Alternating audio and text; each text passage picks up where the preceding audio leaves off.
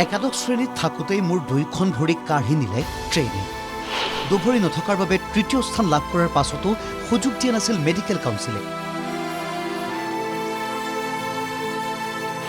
বিশেষভাৱে সক্ষম এগৰাকী যুৱতী চিকিৎসকৰ ঘটনাবহুল জীৱন কাহিনী। যুৱতীগৰাকীৰ জীৱন সংগ্ৰামে অনুপ্ৰাণিত কৰিব প্ৰতিজন কিশোৰ কিশোৰীক। বিশেষভাৱে সক্ষম এগৰাকী সুন্দৰী যুৱতী, নাম ডক্টৰ ৰোশন শেখ।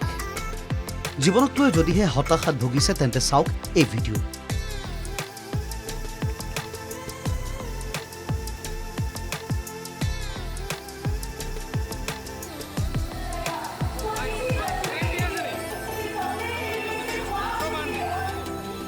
সন্মুখত এয়া নীট আৰু JEE পৰীক্ষাত উত্তীৰ্ণ হোৱা 300ৰো অধিক ছাত্ৰ ছাত্ৰী। ডক্টৰ ৰোশন শেখৰ ভাষণত মন্ত্ৰমুগ্ধ সকলো। প্ৰবল ইচ্ছা শক্তি থাকিলে জীৱন গঢ়িবলৈ সহজভাৱে বুজাই দিলে সন্মুখত বহি থকা চিকিৎসক অভিযন্তাৰ শিক্ষাৰ্থী। लिया था, सिर्फ 3 महीने हुए थे मुझे लोकल ट्रेन से ट्रैवल करते हुए, और उस दिन 7 अक्टूबर 2008 दिस वाज द डे जब मेरे एग्जाम्स चल रहे थे और मैं अपना एग्जाम्स देकर कॉलेज से घर की तरफ आ रही थी।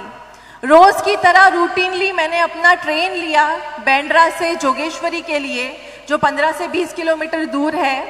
लेकिन रोज की तरह मैं ट्रेन के डब्बे में बैठी और जब मेरा डेस्टिनेशन आने वाला था, मैंने सोचा कि मैं अब ट्रेन के डब्बे से उठकर दरवाजे की तरफ जाऊं, और उसी वक्त अल्लाह की एक आजमाइश आई मेरे ऊपर।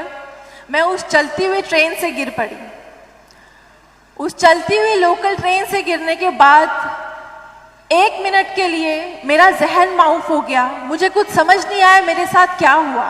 जब मैंने आंखें खोली तो ट्रेन की जो पहिए थे बहुत नज़दीकी से मेरे सर के ऊपर से जा रहे थे।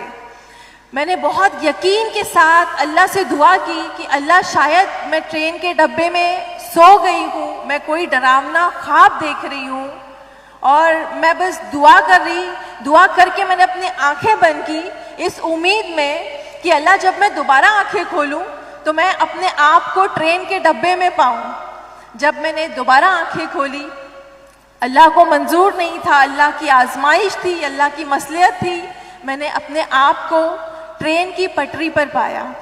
2 स्टेशन के बीच में चलती हुई ट्रेन से मैं गिर पड़ी, और ट्रेन की पटरियों पर जब मैंने अपने आप को पाया, मैं उस वक्त बुरके में थी। मेरा बुरका पूरा लहू लहान हो चुका था। ट्रेन की पटरियों पर मैं बैठी हुई थी और मैंने देखा कि मेरा जो राइट पैर है वो थाई से कट चुका है। কিন্তু এগৰাকী বিশেষভাৱে সক্ষম ডক্টৰ ৰোশন শেখৰ কথা শুনিলে জীৱনৰ নতুন দিশ উন্মোচিত কৰিব আপুনি।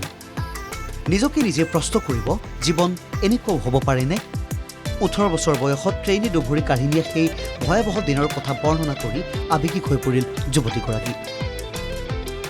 बोन क्रश हो गई थी, मसल क्रश हो गए थे। मैंने देखा उस बहते हुए खून को अपनी बॉडी से, लेकिन अल्लाह का करम था, मैं बेहोश नहीं हुई।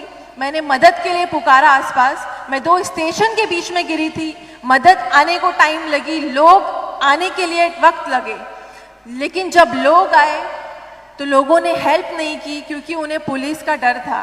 मैंने अपने बैग से डायरी तक निकाल कर दी उनको कि ये मेरे घर का नंबर है। एटलीस्ट उस वक्त मेरे जहन में एक ही बात चल रही थी कि मैं इस हालत में हूँ, खुदा ना खास्ता मैं मर जाऊँ तो मुझे लावारिसों की तरह नहीं मरना है। एटलीस्ट कोई एक फैमिली मेम्बर मेरे पास होना चाहिए। मैं बस अल्लाह से उस वक्त दुआएं कर रही हूँ कि बस अल्लाह, किसी ना किसी तरीके से मेरी जो भी कंडीशन है, मैं इस हालत में हूँ, मेरी फैमिली को पता चल जाए। ये बात 2008 की है। उस वक्त सेल फोन इतने आम नहीं होते थे, हर बच्चे के पास सेल फोन नहीं होता था। तो मेरे बैग में एक डायरी थी, उस पर घर का फ़ोन नंबर था। मैं बस लोगों से रिक्वेस्ट कर रही थी कि मेरे घर पर फ़ोन लगा दो। अल्लाह की आजमाइश थी, किसी ने फ़ोन नहीं लगाया। मैं बहुत देर तक उस रेलवे ट्रैक पर पड़ी रही। फिर रेलवे वर्कर्स आए, मुझे उठाकर स्टेशन से गवर्नमेंट हॉस्पिटल लेकर गए बाय प्रोटोकॉल। और अल्लाह की दूसरी आजमाइश उस वक्त आई जब मुझे गवर्नमेंट हॉस्पिटल लेकर गए और वहाँ पर डॉक्टर का स्ट्राइक चल रहा था।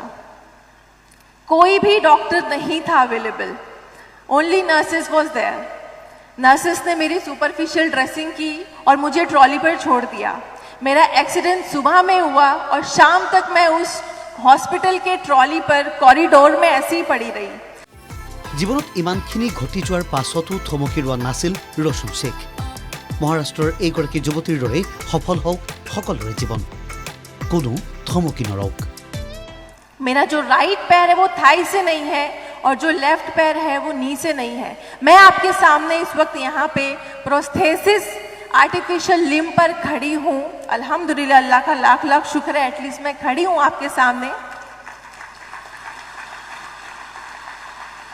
मैं चल पा रही हूँ आपके सामने, अल्लाह का बहुत बड़ा करम है। लेकिन जब 2008 की बातें मैं याद करती हूँ, उस वक्त कोई आइडिया नहीं था कि क्या होगा ज़िंदगी के साथ। और मैं आपको बताती चलूँ कि मेरे जो अब्बू थे, हमारी फाइनेंशियली कंडीशन काफ़ी लो थी उस वक्त, और ये इंडिया में एक अनदर हिस्टोरिक डिसीजन, तारीखी फैसला लिया गया कि 20 साल पुराना कोई मेडिकल लॉ है जो एक बच्ची की एक कागज़ की एप्लीकेशन पर 2 दिन में चेंज हुआ है। अल्हम्दुलिल्लाह, अल्लाह का लाख लाख शुक्र है कि उसका रीज़न मेरा एप्लीकेशन बना, मैं उसकी रीज़न बनी हूँ। मैं बहुत ज़्यादा शुक्रगुजार हूँ अल्लाह की कि अल्लाह ने भले ही बहुत सारी आजमाइशें रखी मेरी ज़िंदगी में, लेकिन उसका सिला अल्लाह ने हज़ारों करोड़ों गुना ज़्यादा दिया। और जब मैंने वो लॉ हट गया, मैंने फॉर्म अपना सबमिट किया और अगेन मुझे एमडी के लिए सेठ GS medical college Parel Mumbai में मुझे एडमिशन मिला एमडी के लिए। और 3 साल मैंने अपना एमडी पैथोलॉजी डिग्री किया। अल्हम्दुलिल्लाह से लास्ट ईयर मैंने फर्स्ट क्लास से एमडी पैथोलॉजी क्लियर किया है। मेरे हॉस्पिटल में मैंने 4th रैंक लिया। और ये जो सारी जर्नी रही है आपके सामने, बहुत ही चुनिंदा या फिर बहुत कम जो परेशानियां हैं मेरी ज़िंदगी में, जो हाईलाइट परेशानियां हैं वो मैंने शेयर की है। और ऐसे अगर मैं अपनी परेशानियां गिनाऊं और आजमाइशें गिनाऊं तो रात भी हो सकती है, लेकिन उसके बावजूद, इन सारी चीज़ों के बावजूद मैं अल्लाह ताला की बहुत ज़्यादा शुक्रगुजार हूँ कि अल्लाह ने आजमाइशों के बाद मेरी ज़िंदगी में इतनी सारी मोहब्बतें दी हैं, आप लोगों के दिलों में इतना फेम दिया है, मुझे इतने अच्छे माँ बाप दिए, इतने अच्छे असातिज़ा दिए, टीचर्स दिए। अल्हम्दुलिल्लाह से आप लोगों की नज़रों में इतनी इज़्ज़त दी। बिस्मिल्लाहिर्रहमानिर्रहीम। नाम से अल्लाह के करती हूँ आगाज़े बयां, नाम से अल्लाह के करती हूँ आगाज़े बयां, जो निहायत रहम वाला है बहुत ही मेहरबान। अस्सलामु अलैकुम व रहमतुल्लाहि व बरकातुहू। यहाँ पर आए हुए हर एक स्टूडेंट, यहाँ के teachers, specially thanks to Badruddin Ajmal sahab, Ajmal family, Ajmal foundation, उनकी पूरी टीम का मैं बहुत ज़्यादा शुक्रगुजार हूँ कि उन्होंने मुझे यहाँ पर मदऊ किया, इनवाइट किया, आप लोगों के सामने अपनी स्टोरी रखने का मौका दिया। इस मौके की तलाश मुझे कई सालों से थी। मैं आपसे शेयर करना चाहती हूँ, जब मैंने एमबीबीएस क्लियर किया था उस वक्त अजमल फाउंडेशन से मुझे कॉल आई थी। मैं बहुत ज़्यादा एक्साइटेड थी और मैंने बहुत दुआएं की अल्लाह से कि अल्लाह मुझे एक दफ़ा आसाम में आना है, एक दफ़ा यहाँ पर आना है, यहाँ की ऑडियंस से इंट्रोड्यूस होना है।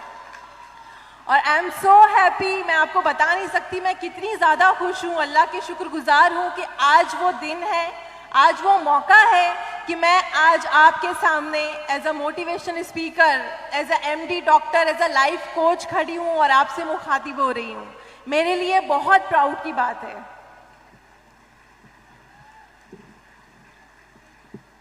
शुक्र करती हूँ अल्लाह की ज़ात का कि जिसने मुझे ये मौका दिया, मुझे इतनी शोहरत दी और मुझे इतना फेम दिया। अल्लाह ने इतनी रहमतें की कि मैं भी आप ही की तरह बहुत ही ऑर्डिनरी लड़की हूँ, मेरे अंदर कोई ख़ास बात नहीं है, लेकिन फिर भी मेरी जो स्टोरी है, मेरी लाइफ में जो हालात हैं उनके साथ जो मैंने मुकाबला किया, जो जिन आजमाइशों से मैं गुजरी हूँ, मैं आपके सामने वो रखना चाहूँगी ताकि आप कुछ ना बहुत फिर भी थोड़ी बहुत सीख मेरी स्टोरी से लेकर जाएं। और मैं अल्लाह से दुआ करूँगी कि यहाँ पर बैठे हुए ऑडियंस में से कोई भी अगर एक बच्चा भी मेरी स्टोरी से इंस्पायर होकर अल्लाह की रहमत से करीब होता है, अल्लाह की ज़ात पर यकीन करना सीखता है, तो मेरे लिए वो बहुत बड़ी सादत की बात होगी। হোজাইৰ পৰা ৰূপক বৰাৰ ৰিপোৰ্ট NTV।